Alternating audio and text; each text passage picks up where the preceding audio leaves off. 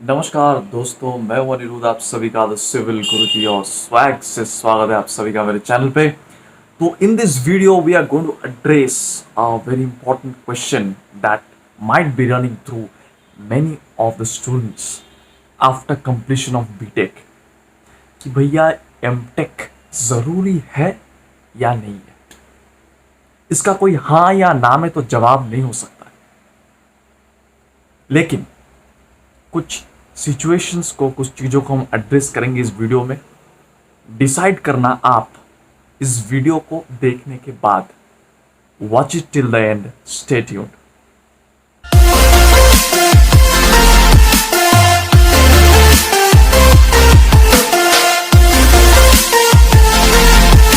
तो firstly MTech, BTech completion होने के बाद बहुत सारे लोगों को लगता है कि यार हमको एमटेक करना चाहिए, कुछ लोगों को लगता है यार नहीं। तो बहुत सारे लोग कंफ्यूजन्स में रहते हैं।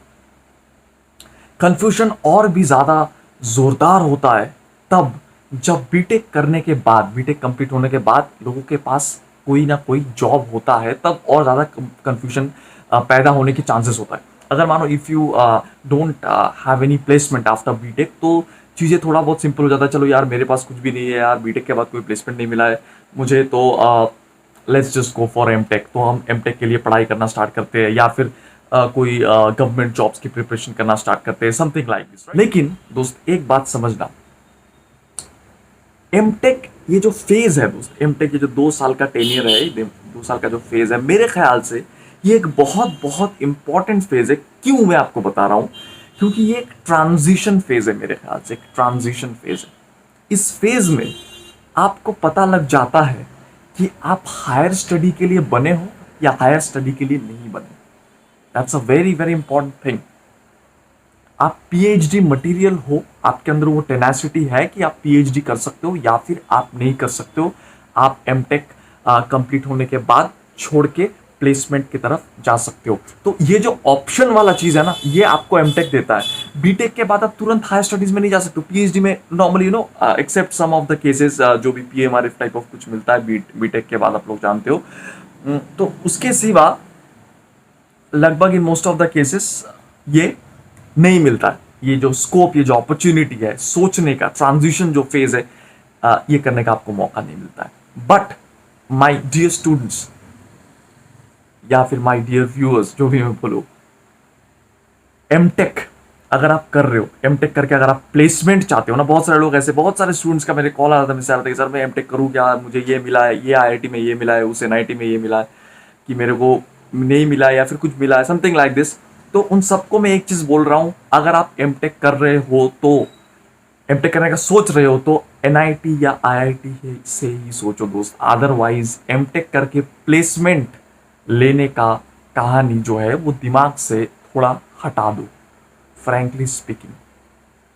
क्योंकि मानो जो नॉर्मली जो जॉब्स ऑफर आते हैं, एक्चुअली वो बीटेक वालों को प्रेफर करते हैं। आप आईआईटी एनआईटी का भी अगर प्लेसमेंट देखो ना, तो वहां पे बीटेक का जो प्लेसमेंट होता है वो काफी ज्यादा होता है, वो हाई होता है। तो अगर आप मानो कोई दूसरा कॉलेज से जा रहे हो, तो पहली बात तो ये आपके दिमाग में ये माइंडसेट रहना है कि भैया मुझे, अगर इस टाइप ऑफ माइंडसेट है कि मुझे प्लेसमेंट चाहिए, राइट, तो आप ये चीज सोच लो कि हमको एनआईटी आईआईटी से ही एमटेक करना है, तभी हमको बढ़िया हमारे एक्सपेक्टेड प्लेसमेंट मिलेगा। मैं आपको एक सिनेरियो बता रहा हूँ, ठीक है। मैं खुद जादवपुर यूनिवर्सिटी से पढ़ चुका हूँ। उसके बाद मुझे एलएनटी का प्लेसमेंट मिला था, राइट, एलएनटी का जॉब ऑफर मिला था। They are offering me around से 5.5 एलपी और समथिंग लाइक दैट, ठीक है।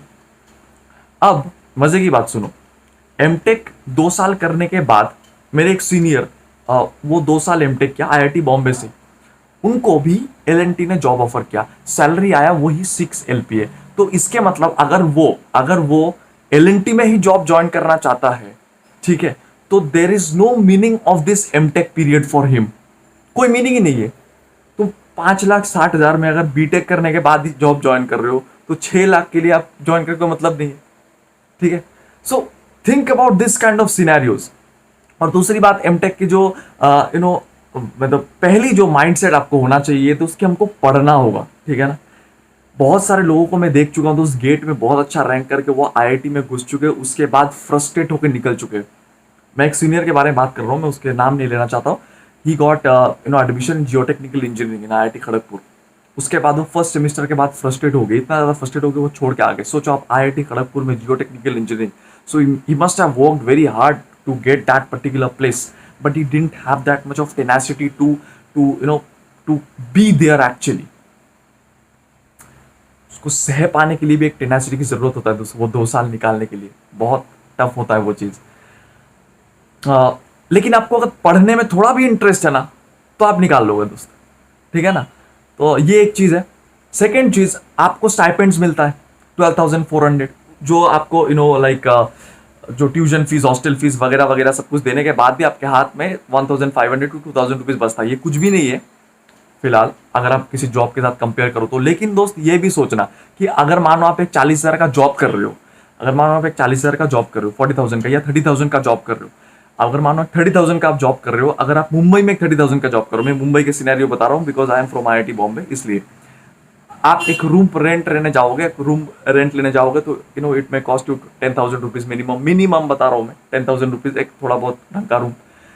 फिर आपका खाना ये वो डेली करके, तो आपका मानो कि कुल मिला के देखना कि खर्ची हो जा रहे हैं आपके मंथ में 22,000, 23,000, 25,000 रुपये फॉर एग्जाम्पल। आप अगर थोड़ा बहुत ठीक ठाक लाइफ स्टाइल लीड करना चाहते हो तो आपके हाथ में कितना बच रहा है? 4-5,000 रुपये। और यहाँ पे आप IIT बॉम्बे के अंदर हो, इतने खूबसूरत कैंपस के अंदर हो आप, और आपको सिक्योरिटी दी जा रही है, बहुत ज़्यादा सिक्योर सेफ कैंपस है वो। किसी IIT हो, किसी भी NIT हो, कोई भी गवर्नमेंट जो central government funded central government द्वारा रन किया जा रहा है जो इंस्टीट्यूशन से, उसमें तो आप समझ पा रहे हो। ये भी चीज़ें सोचना दोस्त, सारी चीज़ें मैं आपको बता रहा हूँ। I am not going to say कि ये करना चाहिए या नहीं करना चाहिए। उसके लिए मैं एक पोल दे रहा हूँ आपको, आप मुझे बताओ आपकी राय क्या है। यहाँ पे सिर्फ येस और नो बताना, और कमेंट करके मुझे ये बताना कि आप क्यों ऐसा सोच रहे हो। It should be an open ended discussion, right. इस पे कोई ऐसे नहीं होना चाहिए कि हाँ या ना, ठीक है। बढ़ते हम अगले जो इसके एडवांटेज है एमटेक करने का, वो ये है दोस्त। मैं बोल रहा था ऑल्दो पैकेजेस हो सकता है कि उतना ज़्यादा नहीं है, खास नहीं है, but in terms of promotion MTech degree helps obviously. एक एक्स्ट्रा डिग्री अगर आपके पास है तो आपके पास ज़्यादा नॉलेज है, एटलीस्ट ये हम एज्यूम कर सकते हैं, राइट। ऑल्दो डिग्री के साथ नॉलेज का मैं मानता हूँ कोई डायरेक्ट रिलेशनशिप नहीं है, बट फिर भी सोसाइटी जो सिस्टम है बेसिकली वो यही मानते हैं कि degree is proportional to knowledge. तो जॉब भी आपको उसी हिसाब से मिलता है, प्रमोशंस भी आपके उसी हिसाब से होता है रादर कि आपके पास ज़्यादा डिग्री है। मानो दो लोग मानो सेम ही, जैसे मैं LNT का ही एग्जांपल दिया, मानो कोई बीटेक करके घुस रहा है, कोई एमटेक करके घुस रहा है, ऑल दो मानो दोनों का सैलरी सेम ही है, बट जो एमटेक करके घुसा है ऑब्वियसली उसका जो क्या बोलते हैं, जो प्रमोशंस होगा वो जल्दी जल्दी होगा। और आजकल तो दोस्त बीटेक से भर गया है, कोई भी इंजीनियरिंग कॉलेज से निकल रहा है, हजारों लाखों करोड़ों बीटेक निकल रहा है। तो इसलिए at least to stand out I think you must pursue MTech, क्योंकि अदरवाइज लोग चूज कैसे करेंगे, सभी बीटेक है ग्रुप, बीटेक बीटेक बीटेक चारों ओर देखो तो बीटेक ही दिखेगा। तो फॉर दैट रीजन ऑल्सो अगर आप थोड़ा स्टैंड आउट करना चाहते हो, भीड़ के अंदर थोड़ा अपनी पहचान बनाना चाहते हो, तब भी एमटेक या फिर एक हायर डिग्री की ज़रूरत होती है। और अगर आप प्लेसमेंट के बारे में सोच रहे हो, specially you are from civil, mechanical और इलेक्ट्रिकल इंजीनियरिंग बैकग्राउंड, तो आप दोस्त ये सोचना कि आपको कोर प्लेसमेंट चाहिए, नॉन कोर प्लेसमेंट चाहिए। अगर आपको नॉन कोर प्लेसमेंट चाहिए तो दोस्त you can go up to a very very high limit, you can achieve it. IITs NITs में नॉन कोर प्लेसमेंट के लिए बहुत हाई पैकेजेस आर अवेलेबल, लेकिन कोर प्लेसमेंट में आपको उतना भी ज़्यादा फर्क महसूस नहीं होगा कि भैया अच्छा चलो मैं बीटेक करने के बाद मुझे 5 लाख मिल रहा था, तो एमटेक करने के बाद मुझे 6 लाख मिल रहा है, 7 लाख मिल रहा है, 8 लाख मिल रहा है। So it's just like this कि मैक्सिमम 10 लाख मिल रहा है। चलो अगर आप कन्विंस्ड हो, अगर आप कोर में जाना चाहते हो तो अच्छी बात है, कोई बात नहीं। It all depends upon your satisfaction, क्या आप किस में सेटिस्फाइड हो, ठीक है। तो these are all the points actually that you should remember before pursuing MTech. आप सारी चीज़ों को दिमाग में थोड़ा डाल लेना। लेकिन एक चीज़ भी बहुत ज़्यादा इंपॉर्टेंट है, वो क्या है कि आप ये समझना है कि गुरु आपको जॉब चाहिए या एमटेक चाहिए। आपको पोस्ट चाहिए, एक अथॉरिटी चाहिए, या फिर पढ़ना चाहिए? जैसे कि मेरे एक दोस्त ही है जो कि एमटेक स्टार्ट किया था, एमटेक चालू हो गया था उसका, लेकिन उसके बाद उसको जॉब मिल गया था, एक गवर्नमेंट जॉब, क्योंकि उसको वही चाहिए था, सो ही हैड लेफ्ट एमटेक। तो ये सब कोई मोह माया मत रखना अंदर कि चलो यार एक बार अंदर घुस गया हो तो क्या होगा, ऐसे कुछ नहीं है, जो आपको अच्छा लगे। एट द एंड मैं वही बात फिर से बताऊंगा कि MTech gives you the time to decide whether you want to pursue PhD और नॉट।